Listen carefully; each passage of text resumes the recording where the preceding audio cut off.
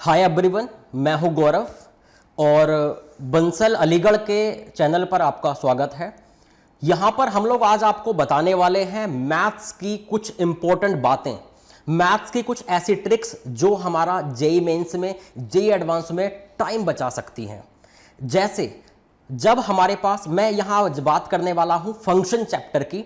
Function chapter में हमारे पास कुछ जब डिटेल दी होती है, कुछ ऐसे क्वेश्चन दिए होते हैं जहां पर फंक्शन की कुछ वैल्यूज दी होंगी और आपको एक फंक्शन को प्रिडिक्ट करना होगा, आपको एक फंक्शन को एग्जैक्टली फाइंड करना होगा। तो हमारे पास उसके लिए बहुत बेहतरीन कॉन्सेप्ट है जिसको आप कहीं भी यूज कर सकते हैं। और दूसरी बात, मैक्सिमम 10 to 20 सेकंड लगने वाले हैं, है ना। लेकिन अगर आप इस तरीके को यूज नहीं करते हैं तो ये मेरी गारंटी है कि 5 से 6 मिनट मिनिमम लगेंगे उसको सॉल्व करने में। तो देखिए बेटा, हम लोग स्टार्ट करते हैं।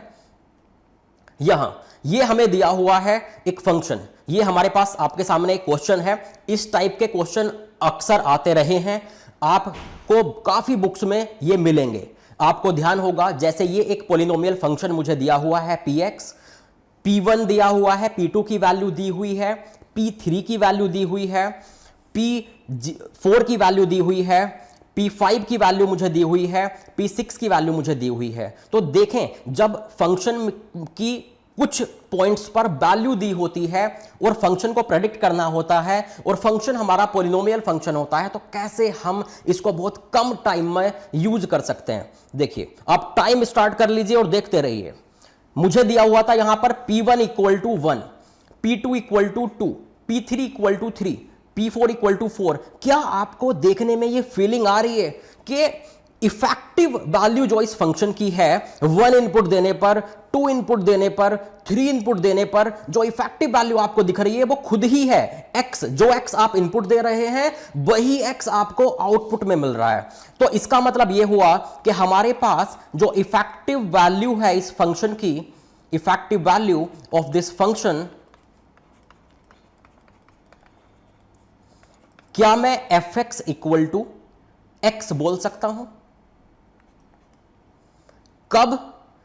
1 इनपुट पर, 2 इनपुट पर, 3 इनपुट पर, 4 इनपुट पर, 5 पर और 6 पर। इन 6 इनपुट्स के लिए x ही हमारी इफेक्टिव वैल्यू है। फाइनली आउटपुट भी x ही आ रहा है। अब आप क्या करेंगे, इफेक्टिव वैल्यू तो मैच हो जाएगी p1, p2, p3 पर यहां x रखने से, लेकिन मुझे डिग्री, मजबूरी है मेरी, मुझे डिग्री बनानी है 6। अगर मुझे डिग्री 6 बनानी है तो मैं क्या करूंगा, जबरदस्ती डिग्री बढ़ाएं, लेकिन ऐसी डिग्री बढ़ाएं कि 1, 2, 3 इनपुट देने पर वो काम ना करे।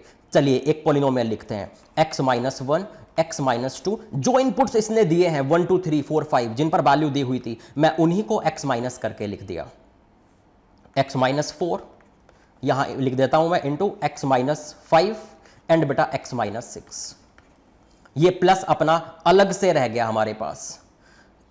अगर आप सामने इस पॉलिनोमियल को आप देख पा रहे हैं तो ये एक ऐसा पॉलिनोमियल फंक्शन है जिसकी डिग्री 6 है, बिल्कुल इससे मैच हो जाएगा आपके दिए हुए पॉलिनोमियल से। और आपको दिख रहा है कि अगर मैं इसमें x को 1 पुट करूंगा तो बेटा ये सब 0 हो जाएगा और प्लस 1 बचेगा। अगर मैं इसमें 2 पुट करूंगा तो यहां पर ये 0 हो जाएगा और इसमें 2 बचेगा। ऐसे ही बेटा अगर मैं यहां पर 3 पुट करूंगा तो ये पूरा पोर्शन 0 हो जाएगा और यहां पर 3 बचेगा। तो हमें पता लग रहा है कि इसका मतलब ये फंक्शन हमारा बिल्कुल सही काम कर रहा है। तो मतलब बस अब कुछ मैं और मुझे नहीं बताना है, हो गया, बस यही हमारा फंक्शन है फाइनल। मुझसे क्या मांगा था, p7 मांगा था, तो बस ये f में यहां fx लेके चला, px की जगह पे आपको f7 चाहिए तो x को बस यहां पर 7 पुट कर दीजिए। 7 माइनस 1 इंटू 7 माइनस 2। ये बेटा इस तरह से हमारे पास जो है वो वैल्यू आ गई। प्लस यहां क्या था बेटा, x लिखा हुआ था, 7 आ गया। तो बस यही हमारी फाइनल वैल्यू हो गई p7 की। कोई प्रॉब्लम हो तो बताइए। तो इससे क्या इस एक लाइन से छोटा तरीका भी कोई हो सकता है इसको प्रेडिक्ट करने का? आपको भी पता है कि अगर ये तरीका आपको नहीं पता होता तो आप क्या करते, आप पहले एक पॉलिनोमियल फंक्शन लेट करते जो दिया हुआ था, उसमें पहले p1 पुट करा के इक्वल टू 1 कराते, 2 पुट करा के इक्वल टू 2 कराते, 3 पुट करके इक्वल टू 3 कराते। आपके पास a b c d e f में 6 वेरिएबल्स और 6 इक्वेशन बन जाती, साइमल्टेनियसली सॉल्व करते, बहुत बड़ा हो जाता। तो ये ट्रिक आपको अपनानी है। कुछ लोग बोलेंगे सर ये सिर्फ इसी क्वेश्चन के लिए थी, हम और देखते हैं, और कुछ एग्जाम्पल देखेंगे। जब तक आप कंफर्म ना हो जाएं कि ये जो तरीका है वो एकदम फुल प्रूफ तरीका है, तब तक मैं आपको यहां से नहीं जाने दूंगा। और देखिए इसको देखिए ध्यान से, 4 डिग्री का पॉलिनोमियल है px, ये मुझे फाइंड करना है। यहां मुझे दिया हुआ है p0 is 6, p1 is 7, p2 is 8, p3 is 9। देखिए 0 1 2 3 तीन ही वैल्यू दी हुई है x की, जिन पर इसने y की वैल्यू मुझे दी है। चार वैल्यू दी है 0 1 2 3, और बेटा इसने 4 ही इसकी डिग्री है। आप एक काम करें, इफेक्टिव वैल्यू क्या दिख रही है, 0 इनपुट दे रहे हैं तो 0 + 6 दिख रहा है। ये क्या है बेटा 1 + 6, 8 मींस 2 + 6, 9 मींस 3 + 6। इसका मतलब हमारे पास इन इनपुट्स पर, दिए हुए इनपुट्स पर इसकी इफेक्टिव वैल्यू क्या हो गई है 6 + x, ये हमारी इफेक्टिव वैल्यू हो गई। अच्छा, हमें 4 डिग्री बनानी है, हमारी मजबूरी है, चूंकि 4 डिग्री का पॉलिनोमियल है। तो यहां एक ऐसा पॉलिनोमियल बनाते हैं 4 डिग्री का जिसमें 0 1 2 3 इनपुट देने पर कोई वैल्यू ना मिले। तो बेटा इन्हीं को हम फैक्टर ले लेते हैं, x - 1, x - 2, x - 3। जो यहां पर वैल्यू दी थी मैंने उन्हीं को फैक्टर बनाकर ले लिया। अब देखिए ध्यान से, बस यही हो गया बेटा, एक लाइन में। अभी मैं समझा रहा हूं इसलिए शायद मुझे 20 सेकंड लगे होंगे, लेकिन अगर मैं इसी बात को जब आप खुद करेंगे तो 5 सेकंड का कमाल है। बस ये मेरा फाइनल फंक्शन हो गया है। क्या चाहिए था इसको, p4, बस x को 4 पुट करके आप आगे वैल्यू दे दें, 4 3 2 1 + 6 + 4, ये हमारा फाइनल आंसर हो जाएगा। तो बेटा मजा आ रहा है। इसी तरीके से ये जरूरी नहीं है कि 1 2 ही ऐसे क्वेश्चन आ सकते हैं, ऐसे बहुत सारे आ सकते हैं। जैसे मान लीजिए आपके पास ये फंक्शन ये दिया हुआ है, आप ध्यान से देखिए, आपको लगेगा कि सर वो आसान आपने ले लिए, x + 6, x + 7, ऐसे वाले आसान से आपने ले लिए। नहीं, इनको भी देखिए 5 डिग्री का पॉलिनोमियल है, लीडिंग कोफिशिएंट 1 है, बहुत बढ़िया।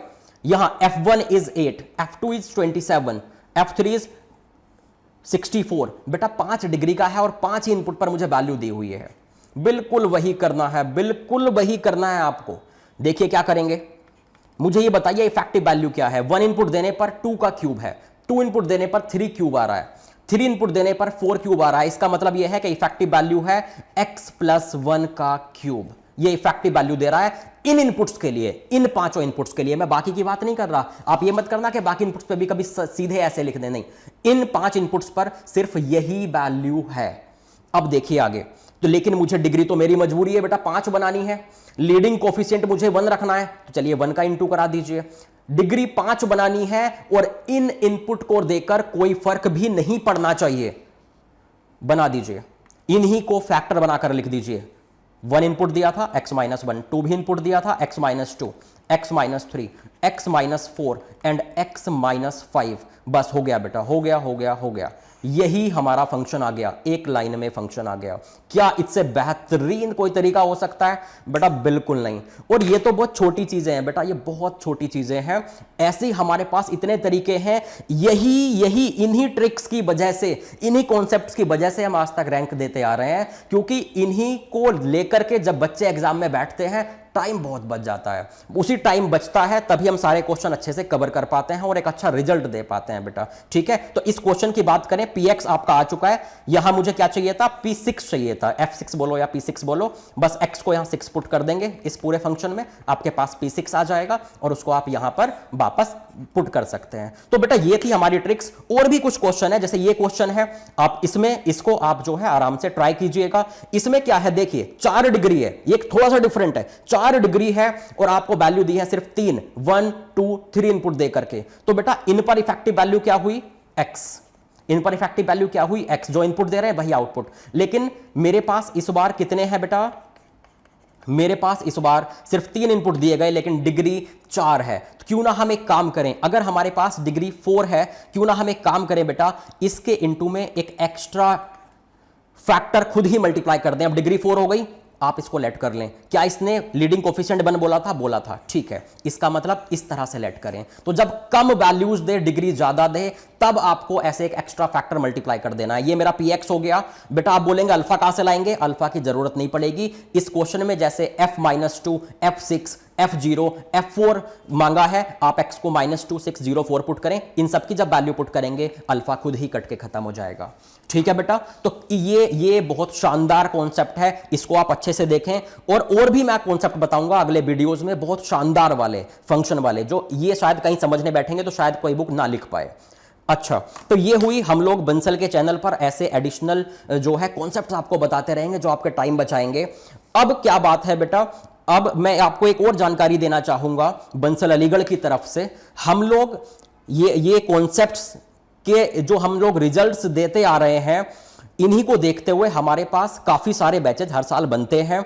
इस बार भी हम लोगों ने जो नीट है हमारे पास बेटा, नीट का जो बैच है 11th का, जो 10th टू 11th में अभी मूविंग स्टूडेंट्स हैं, उनके लिए हमने ये नया बैच स्टार्ट किया है जो 20 अप्रैल से स्टार्ट हो रहा है, ठीक है। और हमारे पास मेडिकल के लिए भी बहुत शानदार रिजल्ट हम लोग इसी ब्रांच पर दे चुके हैं, अलीगढ़ ब्रांच पे। तो अगर आप इंटरेस्टेड हैं, अगर आपको कहीं भी ज्वाइन करना है अलीगढ़ में, तो आप बंसल क्लासेस आकर ज्वाइन कर सकते हैं। और ये सारे जो ट्रिक्स हैं इनका यूज करके बहुत बेहतरीन रैंक आप ले सकते हैं। दूसरा हमारा बैच शुरू हो रहा है बेटा 20 अप्रैल से ही जेई के लिए, जेई 2023 के लिए। तो अगर आप 10th टू 11th स्टूडेंट्स हैं पीसीएम के लिए, तो भी आप यहां आ सकते हैं। और तब आपको मैथ्स मैं खुद पढ़ाऊंगा, 100% सिलेबस मैं खुद करवाऊंगा, ठीक है। एक बेहतरीन रैंक हम लोग जो है लाते रहेंगे। और आगे देखिए, ये है बेटा हमारे पास नीव का batch 7th 8th 9th 10th सभी क्लासेस के लिए, चाहे वो कोई 7th में आ रहा हो, 8th में अभी आने वाला हो, 9th में आने वाला हो, 10th में आने वाला हो। इसमें आपको क्या करना है, अगर आप इसमें किसी भी क्लास में पढ़ते हैं तो भी आप यहां आकर ज्वाइन करें। हम लोग 7th 8th 9th 10th से ही आपको ऐसे कॉन्सेप्ट्स आपके दिमाग में डालते जाएंगे ताकि जब आप 11th 12th में आए तो आपका बहुत शानदार रिजल्ट आए। तो ये हमारे पास था जो मैथ्स के इंपॉर्टेंट कुछ ट्रिक्स। हम फिर से नेक्स्ट वीडियो में मिलेंगे और एडिशनल कॉन्सेप्ट्स के साथ। All the best.